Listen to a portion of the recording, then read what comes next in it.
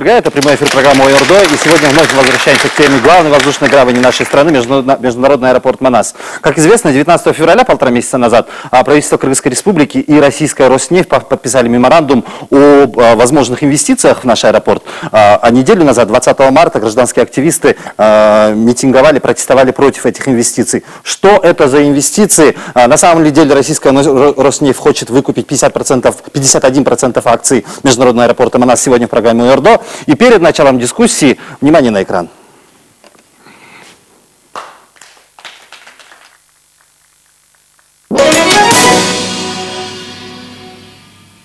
Программа ОРДО посвящает уже не первый выпуск вопросам гражданской авиации и созданию регионального транзитного хаба на базе международного аэропорта Манас. Реализация этого проекта занимает особое место как для всей сферы гражданской авиации, так и для государственной стратегии устойчивого развития Кыргызской республики. Открытие хаба позволит прямым образом увеличить количество и частоту международных рейсов, откроет для кыргызстанцев новые маршруты. Кроме того, ожидается снижение цен на авиабилеты. В целом хаб привнесет новый виток в развитие и укрепление гражданской авиации в нашей стране. Однако эффективные достижения поставленной задачи практически немыслимы без привлечения инвестиций. Чем и занимались совместными усилиями аэропорт Манас, Министерство иностранных дел и правительство Кыргызской республики. Результатом проделанной работы стало подписание двустороннего меморандума в отношении возможности осуществления инвестиций в ОАО «Международный аэропорт Манас». Цена вопроса же составляет не менее 51% собственности. Пойдет ли такая сделка на пользу национальным интересам Кыргызской республики или таит нежелательные последствия? Ответы на эти вопросы прямо сейчас в прямом эфире ток-шоу ОРДО вместе с Эркином Рыскулбековым.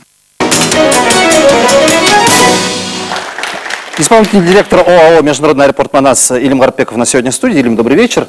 Не в самый лучший момент, конечно, вы возглавляете аэропорт. Выходит американская авиабаза. Если оценивать возможности и потенциал аэропорта, инфраструктуру аэропорта по 100-бальной шкале, сколько вы дали бы нашему аэропорту? Знаете, это очень сложно сейчас вот по той системе оценивать, по которой вы говорите, но я хочу сказать, что... Ну не 100 баллов, это точно. Нет, 100 баллов, наверное, очень сложно, да, об этом говорить, но далеко не 100 баллов. Я просто вот немножко ситуацию опишу, тогда вы уже сами, каждый телезритель, он уже сам может оценить, какова ситуация. На сегодняшний день в аэропорту, в самом аэропорту работает более 1800 сотрудников, это в самом аэропорту, а вообще в целом в аэропорту работает более 3000 людей. Это вот и погранслужба, и таможенная служба, и коммерческие компании, которые там осуществляют свою деятельность. Но в аэропорту сегодня непростая ситуация, и об этом практически каждый кыргызстанец знает. Это уход американской авиабазы, доходы от которого, поступления от которого составляли существенную часть доходов аэропорта Манас. И эта существенная часть, она была в течение долгого времени, более 10 лет. И, соответственно, вот это, можно сказать, какие-то определенные легкие деньги, которые поступали в аэропорт, они позволили что делать? Постепенно расширять штат аэропорта, то есть у аэропорта были деньги, у них был хороший постоянный доход.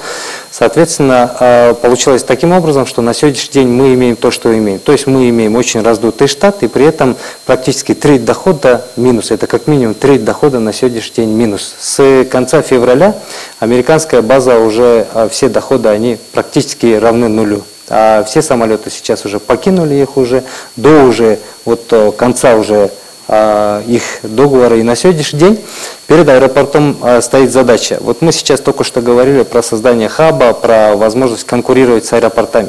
Создание хаба, что это такое? Это возможность создания такой инфраструктуры, чтобы она могла конкурировать с другими соседними аэропортами. Аэропортом Алматы, аэропортом Ташкента, Наваи и Таджикистана. Сегодня конкурировать мы не можем. Сегодня мы не можем конкурировать. Для этого необходима совокупность очень многих факторов.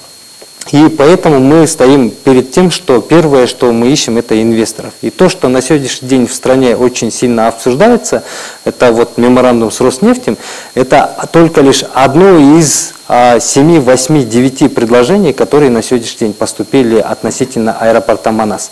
Но для телезрителей я хотел бы сказать, что когда мы говорим аэропорт Манас, это ОАО «Международный аэропорт Манас», открытое акционерное общество аэропорт Манас. Это не только аэропорт города Бишкека и аэропорт города Аша.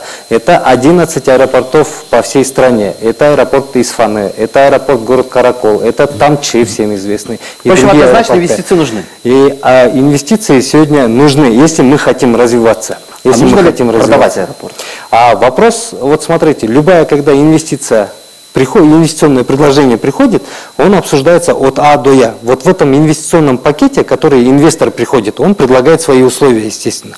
Он начинает от покупки доли акций в компании, это заканчивается тем, что кто-то предлагает вложить в отдельный аэропорт, кто-то предлагает создать совместное предприятие, кто-то предлагает войти определенными услугами, кто-то наоборот вообще в какой-то регион хочет прийти и при этом заодно вложить инвестиции, допустим, в вот прилегающий аэропорт вот в этом регионе. То есть на самом деле пакет предложений, он очень широкий. И когда мы говорим, нужно ли продавать аэропорт, это безусловно только мы говорим про вот из этих куча условий, которые есть, только один момент, да, а там на самом деле это все необходимо обсуждать. Ну, смотрите, как раз-таки за этот один момент, а точнее момент с меморандума с Роснефтью, который был подписан 19 февраля, вице-премьер-министром на тот момент Жомартом Атарбаевым и Сычевым, если не ошибаюсь, собственно, и спохватились наши гражданские активисты. Азиза Абдирасулова, добрый вечер. Дастан Бекешев, депутат Джоркнешской Крымской Республики. Вот неделю назад вы как раз-таки протестовали против продажи. На самом деле речь о продаже не идет, насколько я понимаю. Нет, да? пока не идет. В чем дело, почему протестовали? Здравствуйте, уважаемые телезрители. Я хочу лицо уважаемому Илиму сказать, он маленько лукавит, ему не верьте. Дело в том, что еще в 2013 году, в августе месяц, вот у меня есть здесь документ, это информация, Кыргызстан объявил тендер о продаже 3 учреждений, в том числе, включается здесь на тендер, объявлен тендер официально с 12,5 гектаров земли, аэропорт Манас, Мегаком и Кыргызтелеком в лице Мегаком и Дастан, компания Дастан. На них был объявлен тендер о продаже. Это мы заранее знали. Но мы тогда не подумали, что этот объявленный тендер уже как бы превоплощается в жизнь, да? 19-го, то, что вот был подписан, это Жомарт Атарбаев, это не человек с улицы. Он второе лицо в правительстве. Он вице-премьер-министр. Он подписывает с частной компанией Роснефть о продаже, вот уже второй, это есть, не говорится о инвестиции, о продаже не менее 51% акций. Речь идет о продаже. И вот поэтому мы-то тоже люди читали. Уважаемый депутат Дастан им делал запрос, получил официальный ответ. Не о продаже, а о намерениях приобретения. Все-таки. Подожди, сейчас я закончу. Намерение, вот понимаете, намерение тоже, когда это идет от должностного лица, это преступление. Если человек хочет кого-то убить, намеревается убить, да, это уже начало преступления. Когда государственное должностное лицо намеревается продавать не менее 51% акций стратегического объекта Кыргызстана первой категории, это начало преступления.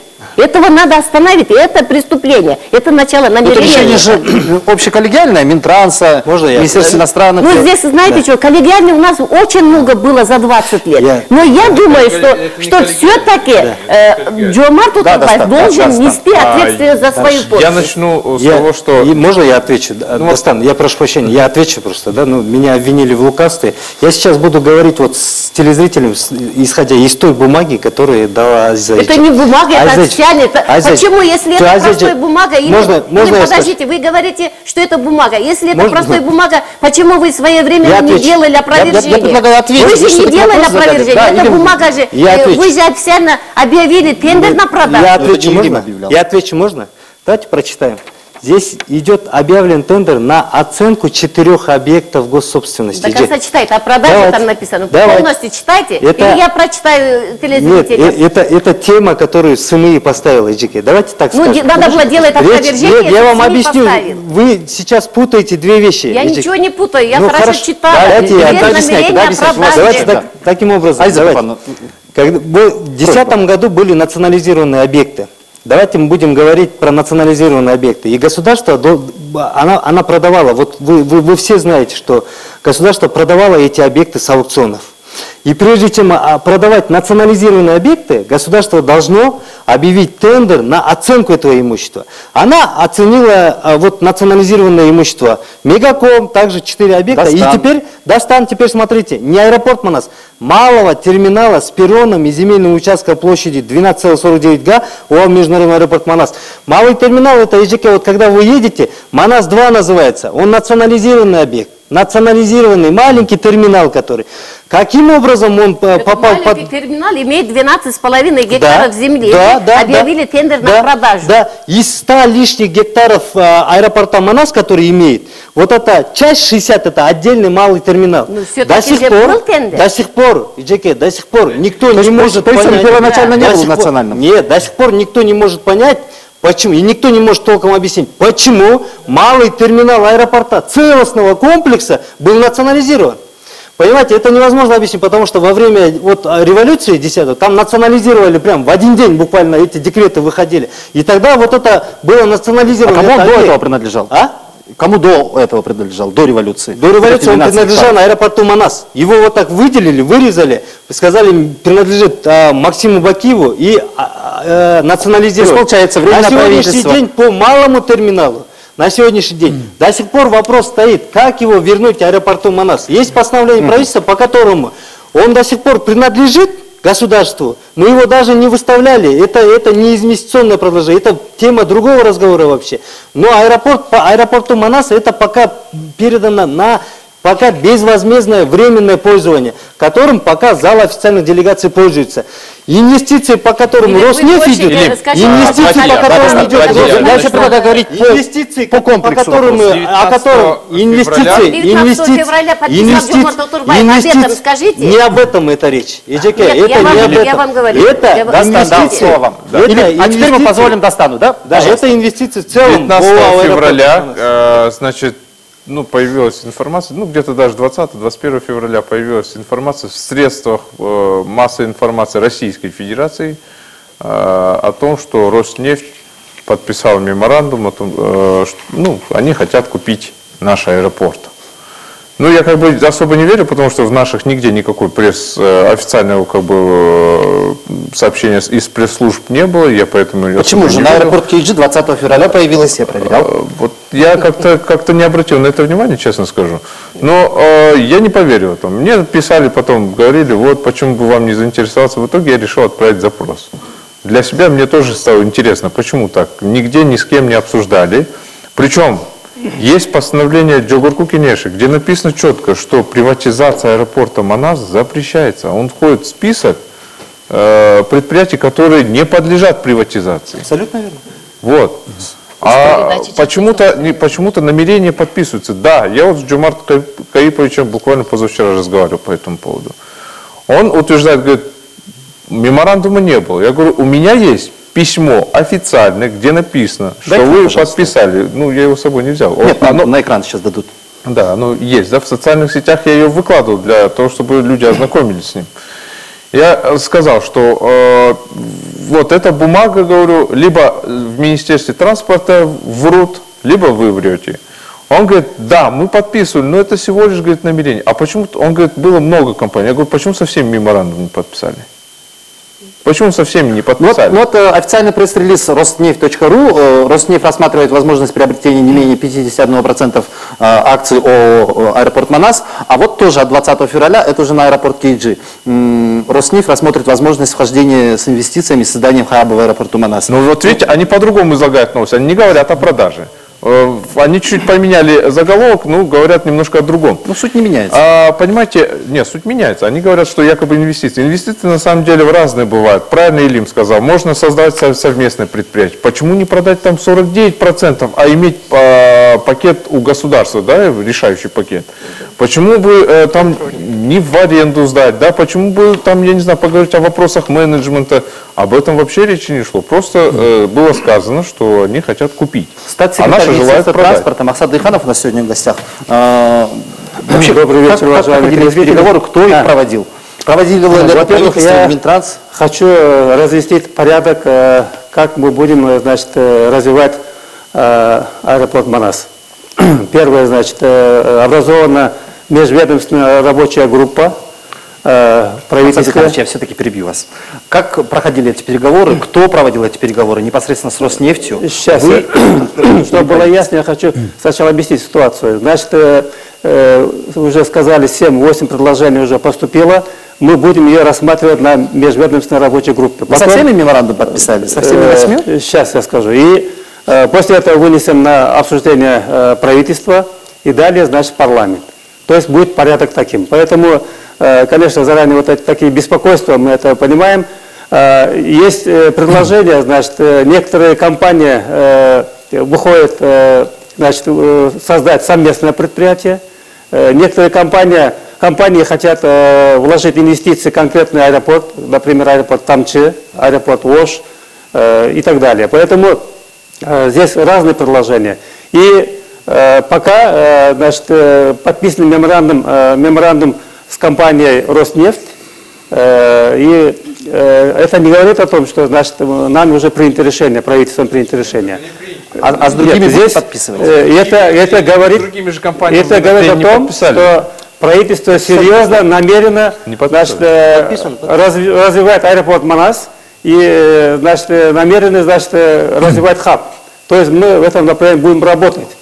И, конечно, это желание компании Роснефть получит 51%. Но теоретически это возможно, если она ответит всем требованиям и стандартам? Но мы, конечно, любое предложение этих частных инвесторов мы не будем принимать как серьезно. Мы же должны здесь учитывать интересы, экономические интересы Кыргызстана. Но вы будете рассматривать? Мы будем рассматривать все условия. И будем защищать интересы Кыргызстана, чтобы любая сделка она была идеально приемлемой нашей стране. Махсат Дыханович, если сделка будет идеально приемлемой, теоретически, в ближайшем, но не в ближайшем будущем, через 5, через 10 лет, возможно ли приобретение 51% акций Роснефтью, неважно, Роснефтью, BMI, Turkish Airlines? Теоретически это возможно? Теоретически это невозможно. Невозможно. Тогда почему вы об этом не говорите, что 51% не будет продаваться? Тут же люди за это же беспокоятся. Вот и все. Вам только это и заявить, что мы сами против продажи 51%. Вот и все. Таудек Бейшевич Чокенов, президент Ассоциации авиапредприятий Гражданской авиации Республики. Я хотел бы с самого начала, в общем-то, мне кажется, вообще проблема рассматривается не в том ракурсе. Вот все говорят инвестиции. Давайте посмотрим, с момента прихода американской базы с конца 2001 года, с тех пор аэропорт Манас и там те хозяйственные субъекты, которые там находятся, по некоторым данным, они уже заработали, в том числе аэропорт Манас, в районе 600 миллионов долларов. Абсолютно верно. Ну, пожалуйста, а где эти деньги? Почему они не могли бы превратиться в внутренние инвестиции и не могли бы... Сейчас говорят, что мы вот там 1 миллиард долларов Роснефть даст или какая-либо страна. В принципе, я думаю, это вообще инвестиции не проблема. Проблема, как мы будем возвращать. Прежде чем взять инвестиции, мы должны подумать, как мы его будем возвращать. И вот когда говорят, давайте построим хаб, и мы будем строить хаб, и говорит, давайте, вот особенно этим грешит аэропорт Манас, руководство менеджмент говорит, вот мы будем строить хаб. Ну, во всем мире строят хаб авиакомпании, но не аэропорт. Вообще, что удивительно. Как можно так? В принципе, как можно вернуть инвестиции в аэропорт, если там будет летать пассажиры, правильно? Пассажиры будут летать, если будет там достаточно собственная авиакомпания, которая во всем мире хаб строит авиакомпании. Для примера, Turkish Airlines, да, мы с вами, везде кстати, вместе строят авиакомпании. Причем тут аэропорт Манас вообще. И как они будут... Давайте сначала будем думать, как будем возвращать инвестиции. Значит, здесь должна быть сильная базовая авиакомпания. Правильно? Давайте хотя бы с этого начнем, а не с того, как привлекать инвестиции. Если мы создадим здесь сильную, национальную или какую авиакомпанию, которая будет строить хаб и будет увеличиться пассажиропоток, тогда можем говорить, да, на этой базе мы вернем инвестиции. Но мы начинаем инвестиции привлекать, а этой стороны нет. Я думаю, это первая часть. Вторая часть. Значит, по Роснефти, значит, там идет разговор о Новопорте. Я думаю, уже не первый раз эту компанию слышите. Эта компания владеет несколькими аэропортами в России, вот в частности аэропортом Новосибирск. В его истории по послужном списке нет ни одного хаба, который он уже построил. Поэтому, во-первых, здесь есть конфликт интересов. Новосибирский аэропорт Манас, вообще-то конкурирующие аэропорты. И, допустим, если Роснефть, а это говорит, что это за ним стоит Новопорт, как это может компания, которая не построила ни одного хаба, не построила, не развила ни одного такого значимого аэропорта международного, и она будет владеть двумя конкурирующими аэропортами и строить здесь хаб, я не понимаю. Ну, Роснефть уже имеет 50% будет ОСО Интек. Нет, ну, это тоже, конечно, с одной крайности в другой.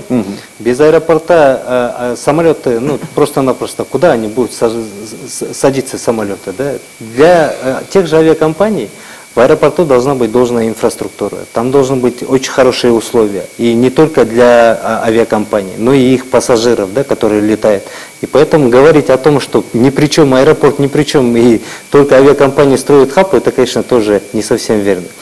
Поэтому давайте будем исходить из следующего. Вот мы сейчас обсуждаем из этих, вот вы говорите, меморандум не подписан. Практически со всеми вот этими поступившими инвестициями, инвестиции, они приходят сразу в аэропорт, в адрес аэропорта. Когда в адрес аэропорта инвестиции или от инвестора предложение приходит, наши менеджеры, они встречаются с ними. Либо они ездят прям туда, в их страну ездят, там встречаются, либо они встречаются здесь, в Кыргызстане, ведутся долгие переговоры, это не просто разговоры, узнаются их намерения, какие условия. И не только один вариант обсуждается, с ними обсуждается несколько вариантов, прорабатывается, анализируется, потом это все варианты проработав с ними, чтобы это не был просто вот какой-то мимо проходящий человек или человек, который просто для проверки передал. С ними всегда заключается меморандум. Вот завтра я достану Бекешу, вот передам все эти меморандумы со всеми этими компаниями. Меморандум о намерениях. Меморандум о намерениях. Давайте, нет, меморандум о намерениях. Нет, подождите, нет, дайте договорю. Давайте я договорю. Давайте я договорю, Иджеке. Дайте я договорю. Дайте я договорю, Иджеке. Азиз Бапановна, да, слушай, Азиз Бапановна, давайте договорим. Вот они готовят меморандум. Потом весь этот, подождите, нет, Азиз Бапановна, его мы почему вы не подготавливаете меморандум? Когда аэропорт наш, кыргызстанский, почему меморандум с вашей стороны не предлагается? Ну дайте я договорю. Это очень интересно. Договорю. Еще вообще, вот эти наши госчиновники, да, правительство, как думает, вот ребята, вот здесь вы сидите, молодые ребята, да, Кыргызстан — это страна, где нет выхода по морю, нет выхода по океану. У нас даже железная дорога в тупике.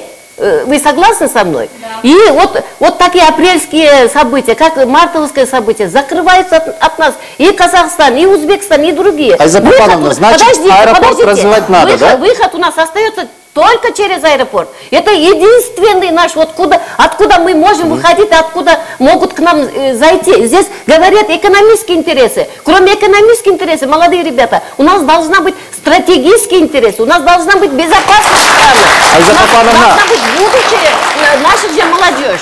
Ну, значит, аэропорт надо развивать. Аэропорт развивать — это одно, но не в ущерб национальных интересов, надо его развивать, но не да? в ущерб стратегический объект. Это развивать сегодня, можно. Сегодня наш аэропорт может принимать только 2 рейса одновременно. Нет. 3-й рейс уже невозможно, по-моему, да, Илим? Рукавов не хватает. А вы думаете, продав аэропорт, будет изменение? Может, добавлю. Представитель сказал, вот очень важную вещь. 600 миллионов за этот период, да? Если 600 миллионов долларов взяли и не могли развивать, а сейчас это один аэропорт Манас не могли развивать, а 1 миллиард возьмем, да, и будем развивать всех 11 аэропортов, это невозможно. Даже если мы со специалистами разговаривали, это невозможно. Надо поменьше прикарманивать, надо поменьше сделать коррупцию. И можно развивать. Можно инвестиции, это не означает продавать. Инвестиции это означает взаимодействие и вместе взаимодействовать, работать вместе. Но это не означает все то, что можно продавать. Можно я добавлю очень важную вещь? Очень важную вещь. В принципе, инвестиции в основном надо разделить две вещи. Есть взлетно-посадочная полоса, она в принципе никогда не приватизирует ни в одной стране. Она принадлежит государству. То, что касается терминала, пожалуйста, привлекайте сколько хотите инвестиций. Может, одна авиакомпания сама построит себе терминал и, пожалуйста, развивайтесь там. Но полоса и перрон, рулежные дорожки, это должно быть достоянием республики. И здесь надо вот эти инвестиции четко разделить. Что можно продавать, что нельзя продавать. Но к сожалению, в аэропорту Манас это как бы она все вместе. Если, допустим, будет продаваться 51, гипотетически будет продаваться 51% АО Манас, это считайте, что пол полосы, чуть больше половины полосы, она тоже приватизируется. Но это тоже, знаете, я думаю, неправильно. Полосы же еще есть чтобы исключить вот все эти моменты, я бы хотел под контролем страны. Я хотел бы сказать следующую вещь. Вот официально я вот сейчас выражаю позицию аэропорта Манас. Я думаю, что, в принципе, в государственных органах тоже люди меня поддерживают. Мы считаем, что аэропорт Манас и все аэропорты, которые есть в нашей стране, это наше богатство. Точно такое же, как и Кумтор, и как другие горнородные компании. Это наши золотые ворота в нашу страну. Его мы должны беречь как зеницу ока. И в аэропорту Манас не сидят там иностранцы, или там не сидят чужие люди. Там сидят те же люди. Вот наши же братья сидят, сестры работают. И знаете, ну, продадим, будет чужие там никто не будет продавать его. 51% акций продадим. Никто не собирается продавать. На этом можно тему уже даже заканчивать. Никто аэропорт не собирается продавать. Уже все, тема исчерпалась. Абсолютно верно. Что никто не собирается. Но я хочу сказать следующее. Вот как Азиза, такие люди, как Азиза Бапановна, да, вот таких людей должно быть очень-очень много. И они должны, вот то, что вы вот здесь эмоционально выступаете, говорите, да, это очень хорошо.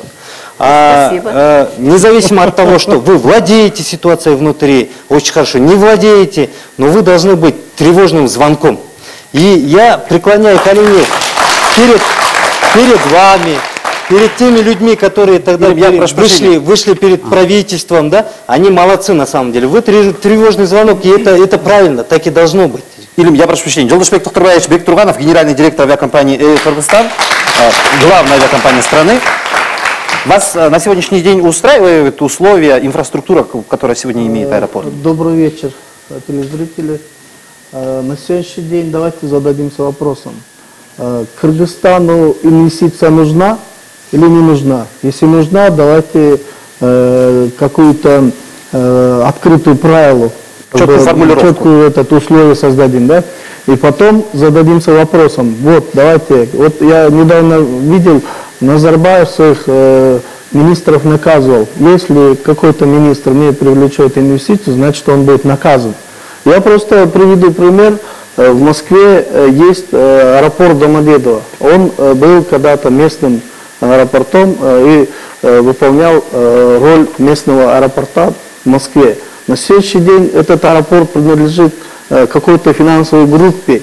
Этот аэропорт был когда-то в Советском Союзе в каком состоянии был, и на следующий день в каком состоянии, мы сами все летаем и видим, да, очень хорошем состоянии. Не знаю, сколько там процентов имеет эта финансовая группа, да, его никак не могли отобрать. Это целая, это Россия, да, Российская Федерация со своим богатством и деньгами, они не могли отобрать, потому что инвестор пришел, и он не может забрать эти деньги назад, да, и аэропорт вообще вот взять и забрать куда-нибудь за рубеж. Поэтому надо просто смотреть и передать, может быть, продать, может быть, доверительное управление передать на развитие аэропорта. И, соответственно, я просто задался вопросом, да, Роснефть, крупная компания, которая 50% продаж Российской Федерации обеспечивает Роснефть, да, это нефти, то есть продает за рубеж. И эта компания в прошлом году имеет чистую прибыль 15 миллиардов долларов. Из них, вот если верить тому подписан меморандум, да, меморандум, конечно, он не имеет юридической силы, это не продажа, это просто намерение, да, вот он намеревается купить 51%, и он намеревается вложить туда 1 миллиард долларов. То Все время сюда слово входит меморандум почему-то развитие. меня ассоциируется со словом помолвка. Да, и он хочет развивать, как?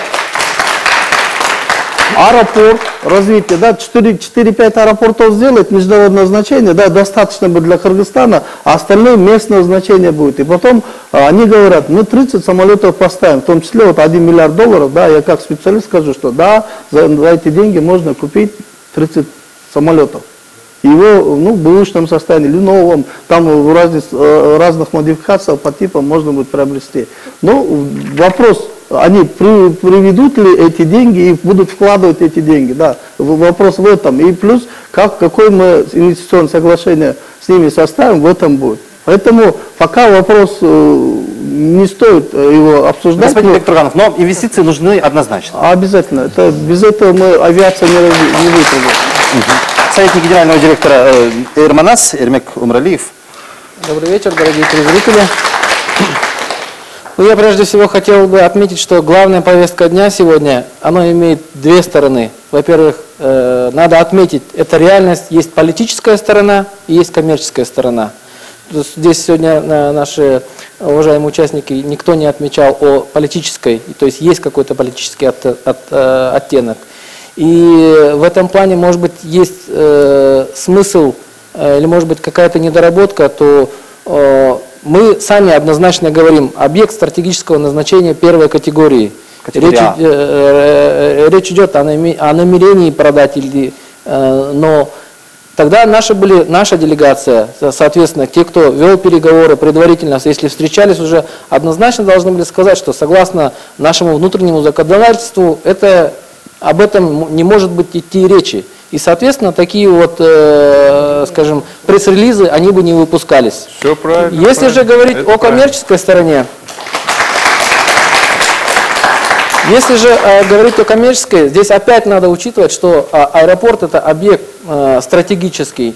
И мы не имеем права, как кыргызская сторона, с учетом всех наших национальных интересов, мы не имеем права на ошибку. И именно в этом плане здесь, если идет речь об инвестициях, однозначно Кыргызстану инвестиции нужны. Но есть много разных форм. К примеру, я хотел бы сказать опыт Турции, когда в Турции при Министерстве транспорта есть государственная администрация по управлению аэропортами. Она, вот как Талабишевич говорил, она владеет именно национальным достоянием, является собственником той же взлетно-посадочной полосы, той же территории. Но при этом она что делает? Она объявляет тендер на строительство терминала, где будут обслуживаться все пассажиры, где будут предоставляться вся инфраструктура. При этом взлетно-посадочная полоса – это национальное достояние. А терминал же, инвесторы, с ними проводятся переговоры и объявляется тендер на право управления, на право эксплуатации этим аэропортом на какое-то количество лет, на временное пользование. Это правильно. И в мире, я, если позволите, завершу, добавлю, в мире есть известная практика Build, Operate, Transfer, то есть по-русски это построй, эксплуатируй, потом передавай. То есть инвестор приходит, выигрывает на основе тендера у государства право на определенной территории построить там терминал и его эксплуатировать в течение 15 лет, 20 лет, это уже идет разговор, 10 лет, это уже идет разговор между государством и частным инвестором. И при этом государственная администрация по управлению аэропортами, она ставит требования коммерческой структуре, что они должны выполнять, какие условия соблюдать, и при этом идет государство, зарабатывает деньги. То есть помимо... Понятно, Эрмек. Спасибо. Я хотел к вам вопрос задать. Вы частная компания, верно? Да. Частная компания. Вот вы, если захотите привлечь какие-то деньги, вы же не скажете просто, ребят, кто нам даст деньги, предлагайте, на каких условиях дадите деньги, правильно? Вы же выставите свои требования в первую очередь. Правильно. Правильно? А у нас аэропорт, смотрите, по какому пути действует. Кто нам может дать деньги на развитие? Предлагайте. И сидят, ждут. Там кто-то предложил 51%. Давайте, давайте подпишем. С другими подписали, с третьими подписали. Ну, это же неправильно совсем. Я согласен, в этой точке зрения... Я к этому добавлю. Вот Эрмек сейчас представляет коммерческую компанию Эрмек Баки, да? Он в то же время является общественным советником на общественных началах президента аэропорта Манас. Мы вместе с Эрмеком ездили в Турции тоже, разговаривали, смотрели их опыт, изучали, смотрели, разговаривали с их инвесторами потенциальными, презентацию им делали, говорили, какие у нас объекты есть, приходите с инвестициями, давайте мы рассмотрим. Верно, так было? Да. Было. То есть я о чем хочу сказать. То есть речь не идет о том, что вот все, мы только продадим и все, гель-гель алкетки. Речь идет о том, что мы просим инвесторов, чтобы они пришли и здесь с нами обсудили разные формы сотрудничества, в том числе и то, что говорит Эрмек. Илим, я вам одну вещь скажу. Илим, вы не должны были, понимаете, сам вопрос этот меморандума не должны были поднимать. Почему? Потому что когда к вам пришли, вот правильно тут сказали, вы должны были сразу сказать, ребят, мы меморандум просто не можем подписывать, чтобы завтра, просто этих слухов всяких не было, что мы тут что-то продаем или намереваемся продать. Вы должны были сказать, по закону нельзя и все. Здесь меморандумов очень много, которые подписывают. В том-то дело, один из меморандумов очень много, и они находятся в архивах, и так остались без рассмотрения. Если это действительно стратегически важный объект, по законодательству его нельзя продавать. Я хочу успокоить людей. Сегодня уже после Хумтора, после других объектов, невыгодный контракт не будет заключен. Имейте в виду. Джалун, да, я обещал. Есть уже совсем другая система у нас. У нас вопрос. Добрый вечер. Джалун Дженалиев, лидер молодежного крыла партии Ахшумкар. Одним из главных признаков, обеспечивающих суверенитет государства, является как раз таки контроль над стратегически важными объектами, как таковой является аэропорт Манас. Да? И в связи с этим я не вижу целесообразности продавать именно 51% акций Роснефти, так как мы уже, можно сказать, теряем частично суверенитет. Если сравнивать состояние аэропорта Манас с состоянием Кыргызгаза, то состояние Кыргызгаза намного плачевнее было. И поэтому сейчас перспективность именно экономического характера аэропорта Манас, она стоит на высоком уровне. Да? И я могу с уверенностью сказать, то, что через лет 5, через лет 10, те лица, которые подписывают как раз таки вот такие меморандумы, будут в более жесткой форме привлекаться к ответственности. Как таковая сейчас вот происходит с Хумтором. Ведь в 2009 году начало этих событий было как раз таки именно за счет меморандума. И я вот предлагаю Министерству транспорта, да, это не как вопрос, а вот сделать определенный свод-анализ. То есть посмотреть те моменты, когда аэропорт Манас существовал до прихода авиабазы, которая на сегодняшний день стоит в Амине. Спасибо. Молодец. Я отвечу. Потом у нас телефонный звонок. Очень хороший вопрос, молодец. Очень хорошая позиция. Я хочу другое сказать, да? Ладно, вот мы все здесь сидим и обсуждаем. А здесь вот представители министерства, депутаты, здесь, в принципе, люди, которые имеют свою позицию, мнение. Очень хорошо. Знаете, мы могли бы, в принципе, на сегодняшний день аэропорт сам по себе самоокупаемый. Если даже ни одного инвестора не привлечь, мы будем, в принципе, мы достаточно самоокупаемы. Но будем стоять, надо стоять. Надо всего лишь каких-то 500-600 человек сократить в аэропорту, и мы будем потихоньку развиваться. Которых набрали вы набрали после революции. Нет, теперь я хочу сказать о судьбе этих людей, которых мы сегодня вынуждены сокращать, которые вот в течение 10 лет набирали сиджики. Мы одного человека, один человек, который увольняется, сокращается с аэропорта Манас, это его целая судьба. Это трагедия, может быть, его семьи. В аэропорту, сегодня, когда у нас безработица остро стоит в нашей стране, одного человека отправляешь, он всю свою семью кормит. И знаете, вот, мы не хотим ни одного человека отправлять. Мы делаем все для того, чтобы днем и ночью мы только и делаем, что ищем инвесторов, чтобы сохранить у нас телефонный звонок, если позволите. Да, добрый вечер. Алло, вы в прямом эфире, представьтесь, пожалуйста.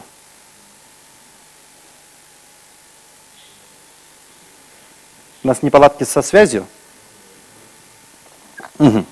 Ну вот, кстати, о рабочих местах. Дастан, аэропорт уходит в минус. Это потому, что вместо 1000 там работает 3000. Есть люди, которые просто числятся и не работают. После 7 апреля 2010 года туда набрали кого попало, в том числе и по рекомендации членов Временного правительства. Сказали вы на митинге 20 сентября.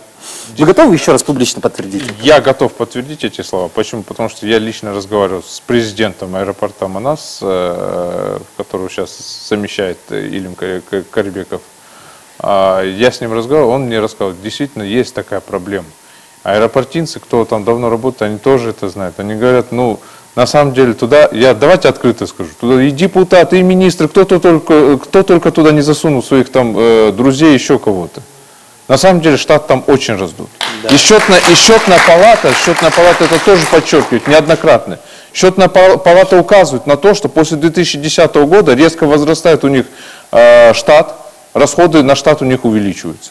Раздут ли у вас штат? Я подтверждаю это. Я подтверждаю полностью слова Дастана. Да, действительно так. Но кроме то, что говорил Дастан, что депутаты высокопоставленные и так далее, там есть также и те люди, которые совершали революцию и с надеждой им дали там работу.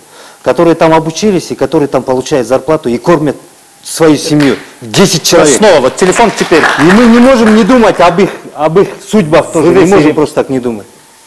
Алло, здравствуйте. Здравствуйте. Это моя фамилия Арсалиев, зовут Эрик, бывший президент аэропорта Манас. Да, Эрик, добрый вечер, рады слышать.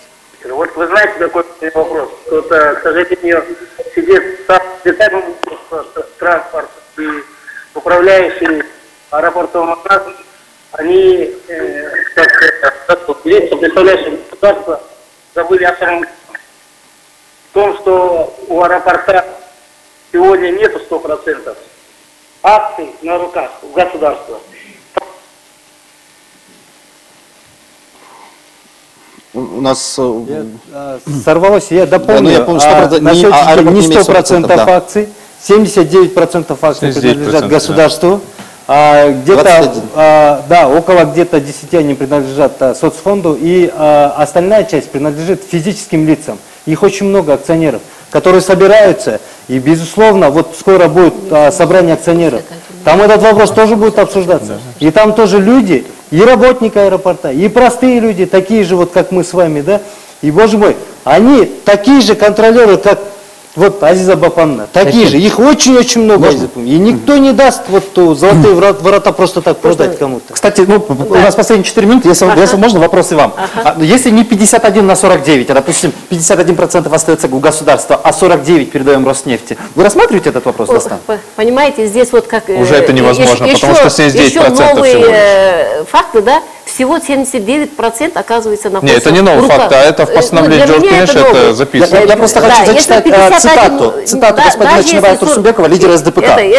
Кыргызская сторона должна настаивать на том, чтобы контрольный пакет акций 50% остался у государства. Инвестор же должен получить не меньше 49%. Это нас скорее устроит, чем нет. Я бы еще дальше пошел бы. Я бы посоветовал бы не мыслить, знаете, уже вот эту психологию купи-продай надо уже заканчивать. Абсолютно Есть верно. другие формы вообще. Абсолютно Вот это купи-продай надо заканчивать на самом деле. Это базарные дела.